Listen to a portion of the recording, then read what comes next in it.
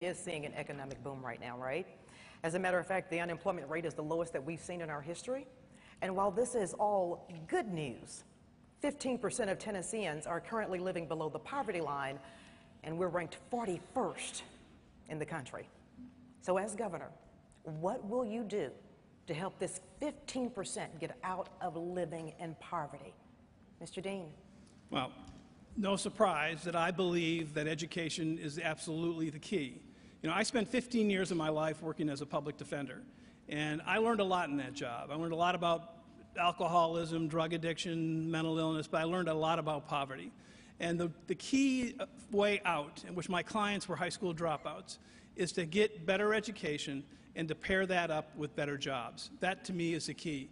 I think we can't ignore poverty. You know, I would look at the city of Memphis, for instance, and we should be saying this more in this campaign. Everybody should be saying this. The African-American rate of poverty in Memphis is well over 40%. Right? That, as a state, should just be unacceptable.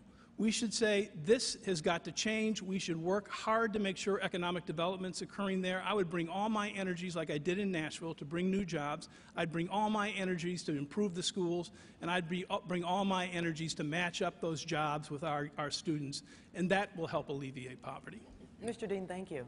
Mr. Lee, what would you do to help eliminate the 15% that are living in poverty? 15 of our counties are poverty designated, distressed. They're all rural. And then the other pockets of poverty will lie in our urban centers. And I believe that education is the key, but the component of education that we've been ignoring for decades is the piece that is vocational, technical, and agricultural education. We've ignored it in our public school system for decades. That's why we don't have a skilled workforce in communities. People are underemployed, even if they are employed. You know, it became so bad in my company, and my company is a company that was named by the Tennessean as the best large company to work for in Nashville last year for the third time. And yet, as an employer of 1,200 folks, mostly skilled tradespeople, we struggle to fill the skilled trade job openings that we have. We started a school 10 years ago in our company and have put 1,000 people through skills training.